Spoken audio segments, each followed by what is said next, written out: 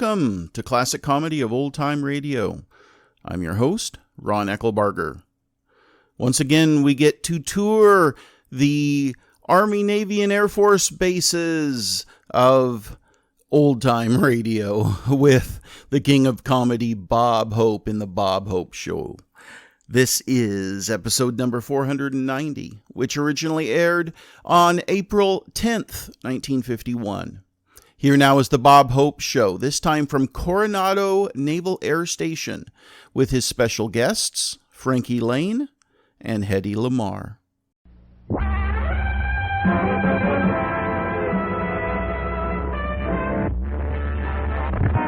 The Bob Hope Show, transcribed for the 15,000 fighting sailors at the Naval Air Station here at Coronado Island. With Les Brown and his band of renown, yours truly, High Averback. Our special guests, Frankie Lane and Hedy Lamarr. And here he is, for the crews of the Flat Tops, the man who is flat on both ends, Bob Hope.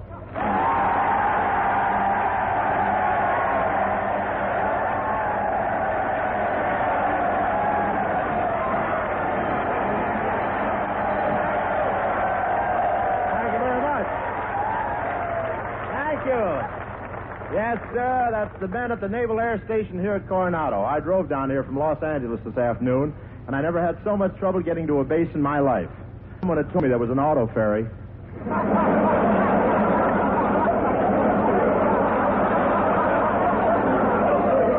I just thought the fog was a little damper than usual.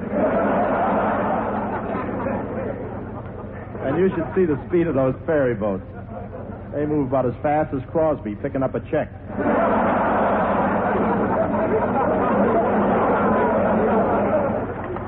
I wanted to be real nautical, so I went up to Captain Erdman. I said, "Ahoy, matey, steady as you go and blow the man down." How did I know he could do it?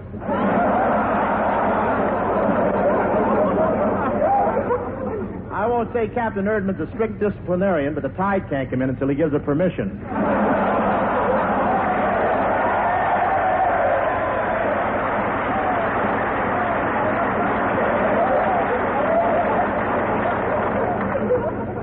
Call this place the Cradle of Naval Aviation. I know it's a cradle.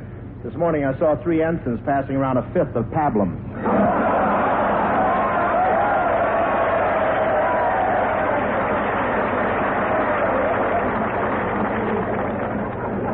They sure have some young kids in the Navy. In fact, down here, instead of a brig, they have a playpen with a sentry.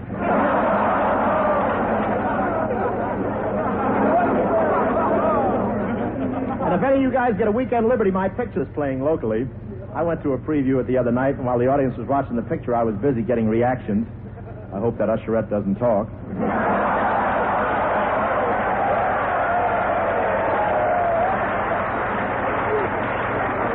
No, You have a different version of the whole?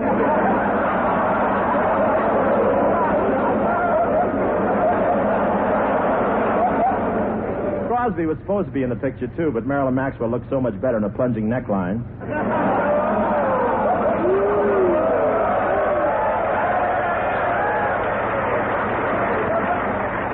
And besides, love scenes are getting to be too much for Crosby. The lard-head is so old now, before he can kiss a girl, they have to get him to whistle and then quick freeze his pucker.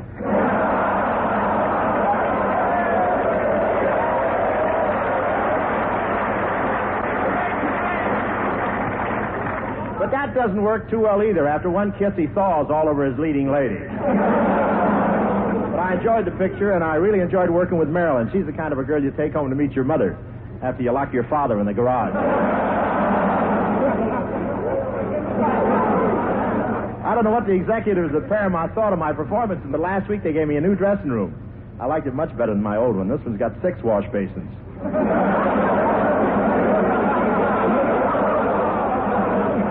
But I had to do a lot of love scenes, but I didn't mind. I've been a great man with women since I was born.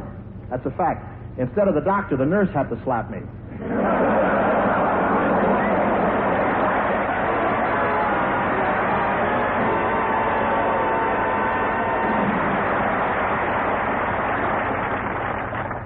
And now, ladies and gentlemen... Bob.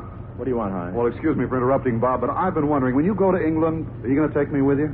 Why should I take you, High? Well, Bob, I've got a great British accent. Listen to this. This is Admiral Lord Nelson's famous challenge to the enemy at Trafalgar. You scoundrels! Better though this old hulk may be, I'll stay with her to the end. Rotten her timbers and shut away her mast. We shan't cease fighting as long as I have a mast over my head, a topsail in my rigging, and a good deck under my feet. Lord Nelson. Don't look now, but I think somebody laid an egg in your crow's nest.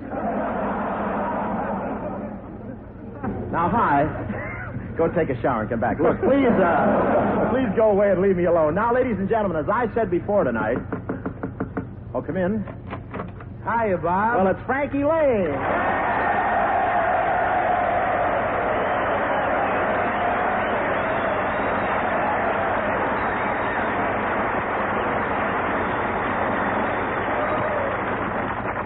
Say, Bob, I just found out that you were going to England, so I dropped around to say goodbye. Well, thanks a lot, Frankie. That's very nice of you. Look, I know everybody must be asking you this, Bob, but why do you keep traveling all the time? Well, it's in my blood, Frankie. You know, I was born in a Greyhound bus.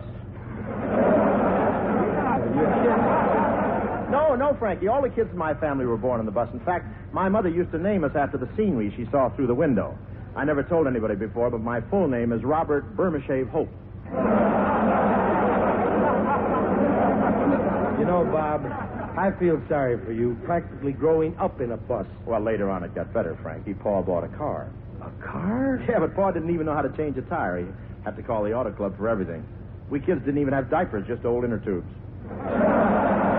Inner tubes for diapers? Yeah, Pa called the auto club for everything.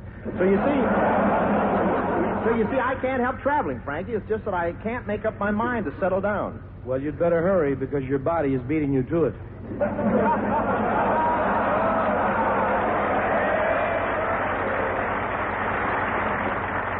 Pretty sneaky. You look like you've been eating pretty regularly yourself, Frankie. What used to be a lane is now a boulevard.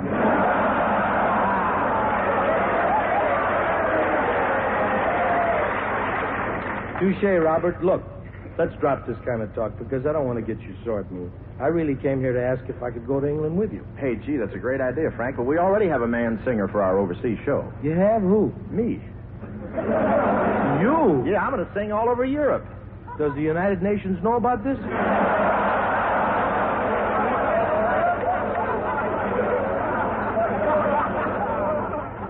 Please, no cracks about my voice. I can sing just like Mel Torme if I get sick enough.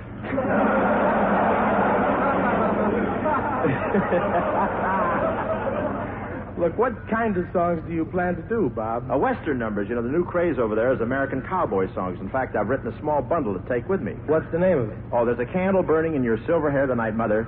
And I have another one that I think will be a smash. When I tell you I love you, you pay no heed. Just pick your teeth for the tumbleweed. Bob, I'm pretty anxious to go to Europe with you, and I'd even be willing to change my style of singing and go Western. Well, I'll have to see how our voices go together. Give us some cowboy music, Les. Oh, bury me now. Don't you do it to me. On the lone prairie. Don't you bury me there. Where the coyotes howl.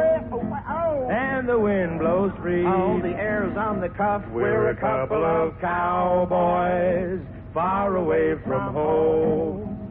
La-do-do-do-do-doom. That's enough, Tony. That's enough. Okay, back to the Union.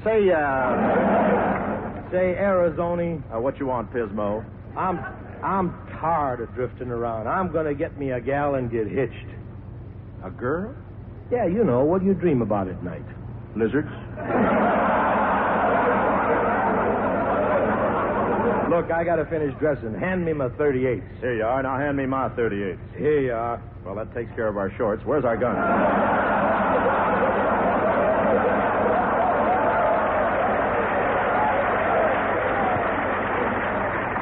Well, I'm going to take off, Arizona. I don't know where you're going tonight, but make sure you stay away from my gal Conchita. Pismo can't tell me what to do. I'm just as much of a cowboy as he is. Just look how bow-legged I am. I'm so bow-legged, if I don't wear sandpaper chaps, the horse slides right through. I'll show Pismo. I'll take a shortcut and get to Conchita's house before he does. I ain't never seen... It's a jet horse, isn't it? I ain't never seen Conchita, but this is where she lives. I'll play my guitar and imitate Pismo and see if she comes out in the balcony. To spend 1 hour with you in our rendezvous and reminisce with you. That's my desire.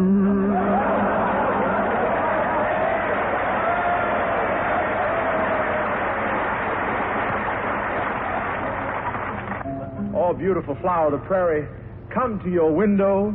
You calling me? Are you Conchita? See? They told me you were the most beautiful flower of the prairie. Well, the frost hit everything.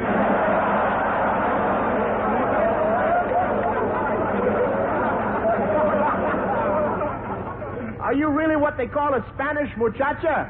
Well, yes, but lately I'm getting short of mucha and I'm all out of cha-cha.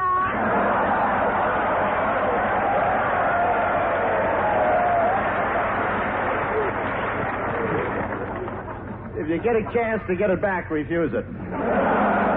You know, you look like a real reap-snorting cowboy. Yeah, I've ripped a few snorts in my time.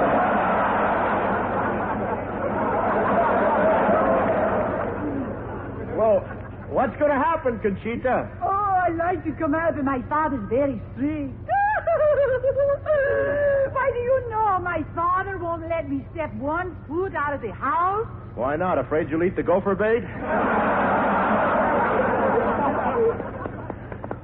To spend 1 hour with you in our old rendezvous. Whoa! Say, Conchita, I didn't see you over at the dance. No one asked me to go. Well, shucks, ma'am.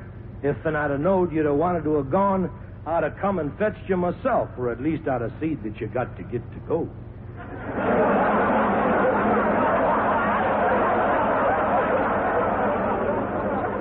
Next time we gotta hire an actor, you know that. Give this one guy one line, he sounds like he swallowed Roy Acuff.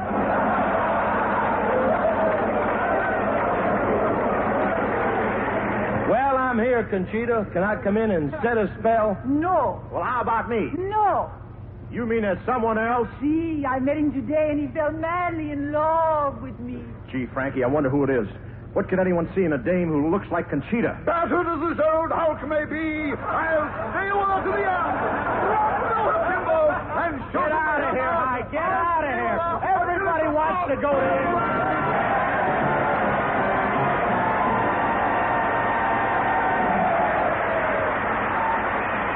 And here is Frankie Lane with one of his old-time favorites. Frankie, boy, sing it. If you're troubled by the blues, wise up before you reach the end. Oh, don't be so unhappy, my friend. Be like me. I'm gonna live till I die. I'm gonna laugh instead of cry. I'm gonna take the town and turn it upside down. I'm gonna live till I die. They're gonna say what a guy. I'm gonna play for the sky. Ain't gonna miss a thing. I'm gonna have my fling. I'm gonna live till I die. The blues lay low. I'll make them stay low. They'll never trail over my head. I'll be a devil till I'm an angel. But until then, hallelujah, gonna dance, gonna fly. I'll take a chance, riding high. Before my number's up, I'm gonna fill my cup. I'm gonna live till I die. You gotta laugh instead of cry. You gotta play for the sky. You gotta sing and have your fling. So I'm gonna laugh, I'm gonna play, I'm gonna sing, smile, dance, and live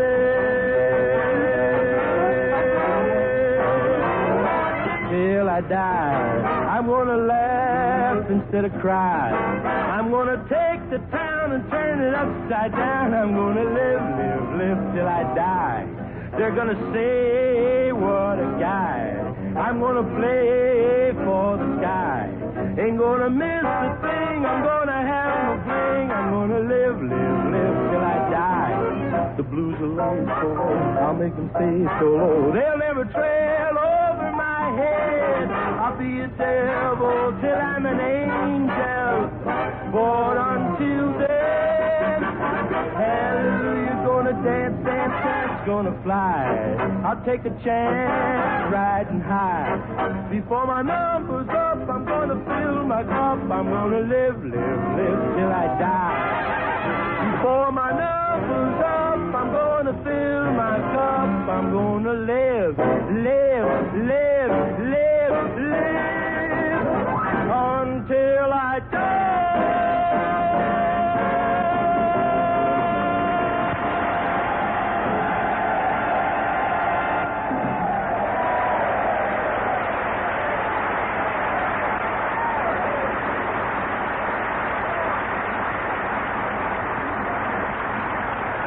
Thank you, Frankie Lane. Ladies and gentlemen, for the past 8 weeks, I've been the luckiest actor because I've been making a picture with one of the most glamorous personalities in show business. And here she is, everybody's favorite brunette, Hedy Lamarr.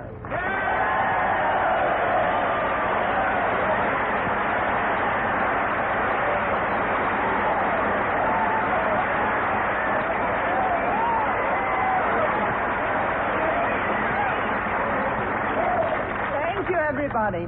Thank you, Bob. It's wonderful having you here tonight, Hedy. Well, it was nice of you to invite me, but I really don't understand why. Well, what do you mean? Well, for the past 2 months, we've been working together, seeing each other every day. How can you stand the sight of me? Sit down. This may take a little time.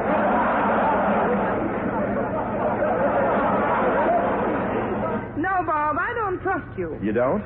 No. Furthermore, I'm going to move out of my dressing room. It's too close to yours. You mean... Yes, I found out you were digging a tunnel.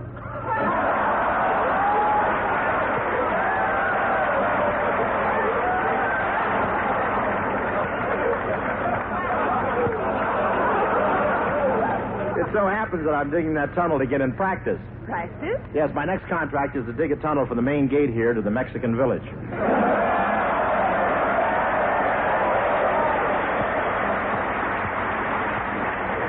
That's the Coronado soda fountain here. You know, now that we're through making our picture, I'll miss you, Bob. Really? Bob, remember the time we did that love scene in the rain? Yeah. Oh, and you let me stand under your nose so I wouldn't get wet?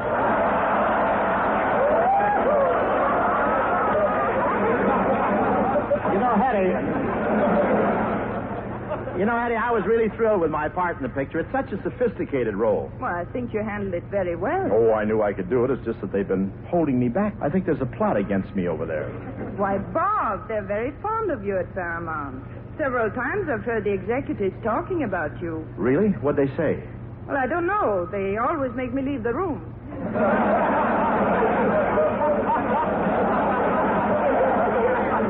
You think that's bad? They always make me stay.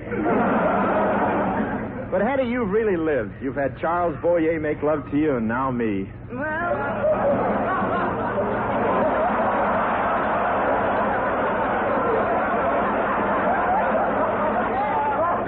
that's right. Comedy and tragedy.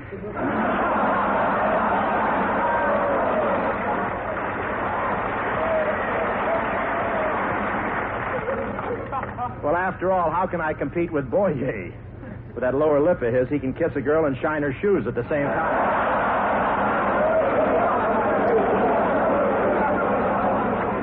Say, Hedy, do you think we can arrange our schedule so we can do another picture together? Oh, I don't know, Bob. I think one is enough. But, Hedy, I've already got a script for another picture. It's even more sophisticated than our last one. Should we run through a scene or two? Well, I'd rather not, Bob. Oh, but Hedy, you're such a brilliant actress. Flattery won't help. Look, Hedy, if you do this scene, I'll give you a great big kiss. Threats won't help either. Wait a minute, gal. Why, if you were a man, I'd feel miserable. All right, Bob, let's do the scene.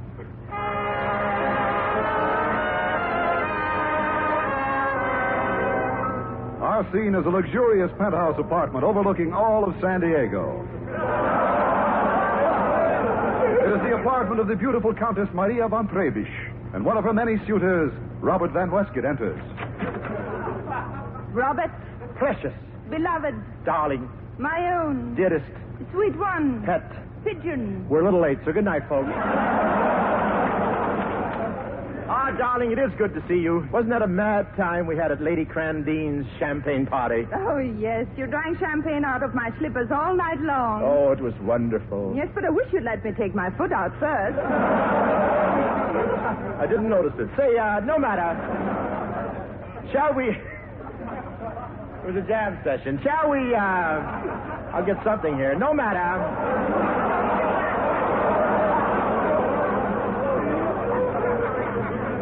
Too late to take that line back, huh? No matter. Shall we get comfy, dear? Now, how about the drink? Oh, fine. I'll have 12 fingers of bourbon, a pint of scotch, a quart of gin, and a glass of milk. A glass of milk? Yes, I don't want to ruin my stomach. Maria, I can't tell you how frightfully happy I am when we're together. Robert, talk. Is that all you can do? What do you mean, darling? Give me your lips. All right, but there'll be a nickel deposit on each lip.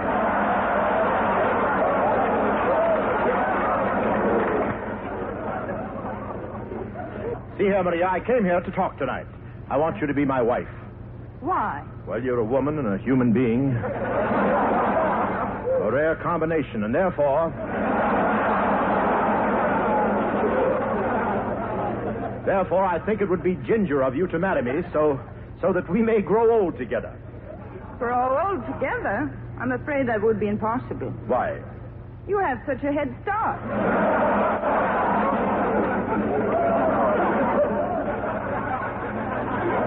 Well, my dear, what's your answer? Oh, I'd love to, Robert, but I shouldn't like to hurt Rodney Van Everback. Rodney Van Everback? Yes, you shall never have Maria. Rodney. I knew there was something going on here. What are you doing? We were just having a drink.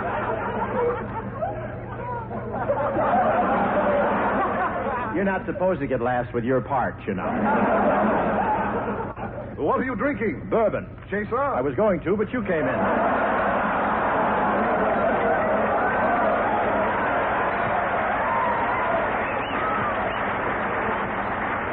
I thought so. What are you up to, you scallywag? How dare you? My scally doesn't wag any more than yours.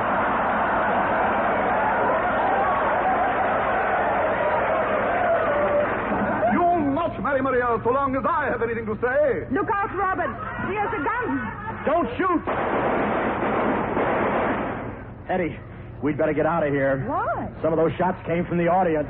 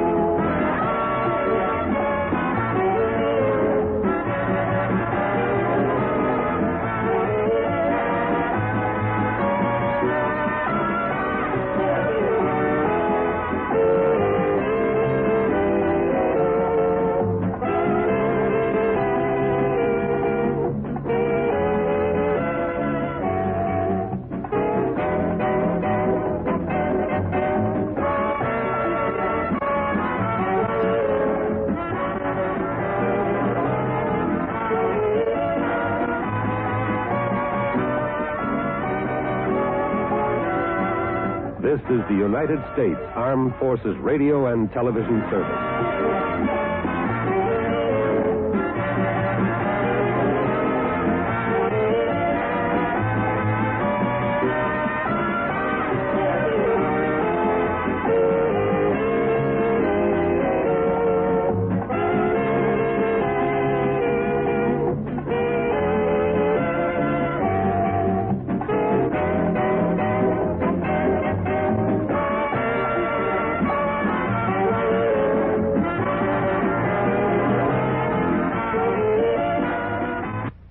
Just like last time, we have two very special guests, and we'll talk about both of them. Frankie Lane was born Francesco Paolo Lavecchio in Chicago, 1913. My Italian is not the greatest. I hope I pronounced that right.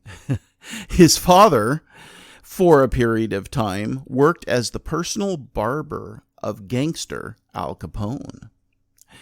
Frankie started singing in the Catholic Church choir as a youngster and then at parties and dances when he was in high school. After high school, he toured with the Mary Gardens Marathon Dance Company. There's a mouthful for you. Ed Gorman writes in his blog about this episode in Frankie Lane's life. Altogether, Lane participated in 14 marathons, coming in first on 3 occasions. He and his partner, Ruthie Smith, made it into the Guinness Book of World Records for dancing 145 days straight, although he disputed Guinness, saying he and Smith danced for 146 days. Although I don't know. Once you get past 100 days, what's a day or two when you're dancing? Well, not just a dancer. Frankie also sang for those when he wasn't dancing during the 15-minute breaks that they were given. Man, he worked hard. He changed his professional name to Frankie Lane in 1938 upon receiving a job singing for the New York City radio station WINS. He was still struggling to hit the big time, though, and Lane ended up working in a munitions plant during the first part of World War II. In 1943, he moved to California and got some work in pictures as a singer. Lane finally hit the big time in 1946 with a 15-year-old song that no one remembered and thought was a newly written song. The name of the song was That's My Desire, and it became Lane's first gold record, and many more soon followed. In 1949, he recorded That Lucky Old Sun, which went to number 1. The song fell to number 2 after a little while, but the interesting thing is that the new number 1 song was Mule Train, also recorded by Frankie Lane. Lane became the first artist to hold the number 1 and the number 2 positions at the very same time. And the thing is, the songs are very different songs. Go out to wherever you get your music, Spotify or YouTube or wherever. Look up Frankie Lane and listen to That Lucky Old Sun and then listen to Mule Train. They are incredibly different genres. He had hits in every genre and had an incredible range of style. In all, in his career, Frankie Lane sold well over 100 million records and had 21 gold records.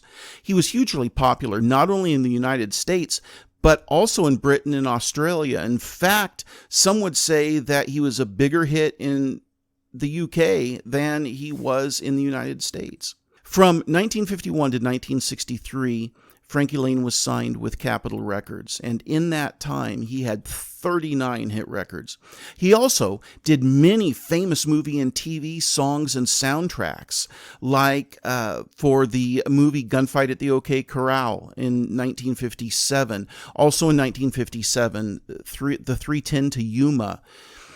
In 1974, soundtrack to Blazing Saddles, again, a comedy movie. And he sang the theme song for the TV show Rawhide from 1959 to 1966. But he not only did he sing the song, he also made guest appearances as in various cowboy roles. And not just a singer, not just doing some acting, but Frankie Lane was also a lyricist. On June 12, 1996, he was presented with a Lifetime Achievement Award at the 27th Annual Songwriters Hall of Fame. He was also inducted into the Hit Parade Hall of Fame in 2008, and he has 2 stars on the Hollywood Walk of Fame, one for music and one for TV. He was still singing well into his 90s. His last professional appearance was in 2006. He appeared on the PBS special My Music, and even though he had recently had a stroke, he performed his first big hit, That's My Desire, and received a standing ovation. Frankie Lane died in 2007. He was 93. The second guest star that Bob Hope had today was Hedy Lamarr. What an incredible woman. She was born Hedwig Eva Maria Keisler in 1914 in Vienna, Austria, to well-to-do Jewish parents. She won a beauty contest at age 12 and began acting in her teen years. In 1933, she became very well known for, at the tender age of 18, being cast as the lead in a film directed by Gustav Muchadi. The name of the film was entitled Ecstasy. The film won awards in Rome and was critically acclaimed, but was banned in the U.S. for being overtly sexual, and banned by the Nazis once they came to power in Germany because Hedy was part Jewish. Now, later that same year, Hedy married Friedrich Mandel, who was 15 years her senior. He was 33 years of age at the time they were married.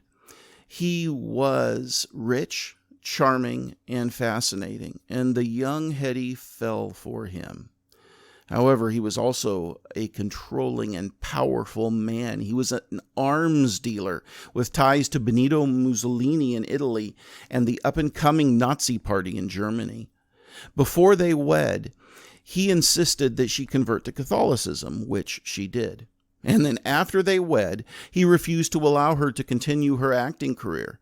And she described her life as being held a virtual prisoner in Castle Schwarzenau, where they lived. After a few years of this, she fled her husband and her home, going first to Paris and then London. Now, I couldn't find anything anywhere, but I'm curious why the guy didn't chase her. But maybe he tried, or maybe he just figured he'd cut his losses because this was getting to the place where World War II was about to begin, and he was too busy selling arms to the fascists. Who knows? But once in London, Hedy met Louis B. Mayer in 1937. Now, Louis B. Mayer was the head of MGM. He tried to lowball her with an offer at first. She refused, but she happened to be booked on the same ship back to America as Louis B. Mayer was on, and so she turned on the charm, and by the end of the voyage, he had signed her to a contract of $500 a week, with the provision that she change her name from Hedy Keisler to Hedy Lamarr. Well, she did, and Mayer began promoting her as the world's most beautiful woman, and not many people dispute that billing. She made her first Hollywood film entitled Algiers in 1938 opposite Charles Boyer. Over the next few years, she had a number of hit movies, like Boomtown in 1940 with Clark Gable and Spencer Tracy. I watched that one not too long ago. Not a bad movie. And then in that same year, Comrade X, also with Clark Gable. In 1941, another big hit, The Ziegfeld Girls, with James Stewart, Judy Garland, and Lana Turner. She enjoyed her greatest success, however, playing the role of Delilah opposite Victor Mature as the biblical strongman in Cecil B. DeMille's Samson and Delilah. This was in 1949. It was a huge commercial success and was the highest grossing picture of 1950 and won Academy Awards for Best Art Direction and Best Costume Design and was nominated for 5 Academy Awards. She won critical acclaim from everyone for her portrayal of Delilah. Here's just a couple of the reviews. The Showman's Trade Review commented in this way, quote, "Miss Lamarr is just about everyone's conception of the fair-skinned, dark-haired, beauteous Delilah, a role tailor-made for her and her best acting chore to date," unquote. Photoplay magazine wrote, quote, "As Delilah, Hedy Lamarr is treacherous and tantalizing, her charms enhanced by Technicolor," unquote. And then, of course, today we heard about her 1951 film with Bob Hope that was entitled My Favorite Spy. Well, unfortunately, Hedy Lamarr's career went downhill after the early 50s. And she found it harder and harder to get starring roles. What we might not know about Hedy Lamarr, though, was that she was quite intelligent and was an inventor. She dated Howard Hughes for a while, and he encouraged her in her inventive tinkering hobbies, as it was referred to. But her most significant invention is one that is still in use today in technologies like Bluetooth and Wi-Fi. It's called frequency hopping, or spread spectrum frequency hopping. She developed and patented it in 1942 with her friend and composer and pianist George Antheil.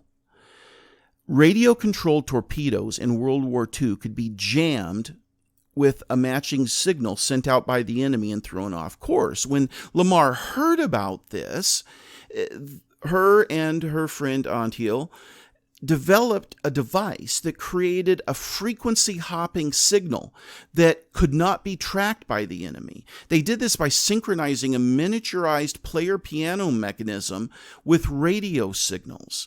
If the same two devices, the one in the torpedo and the one with the guidance system in the ship, were set at the same time with the same frequency hopping code. The codes at that time were in rolls. Like, if you've ever seen an old player piano, it has a roll of paper with holes in it, and the holes represent the notes that are played. Well, if they did that, with the torpedo and with the in the ship with the guidance signal. And if those were both in sync, the frequencies would change at a specified time, and the enemy could never, even if they found one of the signals, it would soon change to a different frequency and it wouldn't be jammed. Well, unfortunately, even though it worked well, it was too difficult for the Navy to implement at that time. They put it on the shelf, and whether they did this on purpose or who knows, they waited to use her invention until they claimed the patent had expired, although it really hadn't. They finally, in the 50s, used the technology in signaling buoys. Well, finally, in 1997, Canadian company Wylan signed an agreement with Hedy Lamarr to acquire 49% of the marketing rights of her patent and a right of first refusal for the remaining 51% in exchange for 10 quarterly payments.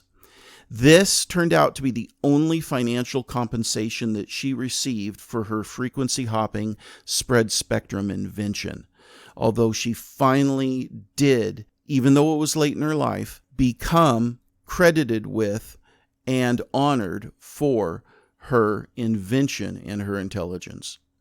Unfortunately, Hedy's personal life was not very happy. She was married and divorced 6 times and became estranged from all 3 of her children. Instead of aging gracefully, she tried to undo growing older with plastic surgery. The results were not good, to put it mildly. If you look at any pictures of Hedy Lamarr later in life, you can see what plastic surgery did to her. She also struggled, whether it was mental illness, depression, who knows exactly why, but she was arrested twice for shoplifting. The first time in 1966, she was arrested in Los Angeles. It went to trial, and the jury ended up acquitting her on all charges. But then in 1991, she was arrested in Florida, this time for stealing $21.48 worth of laxatives and eye drops. Very sad. She pleaded no contest in order to avoid a court appearance, and the charges were dropped in return for her promise to refrain from breaking any laws for a year. She just became more and more of a recluse and hardly ever left her home during the last 20 years of her life.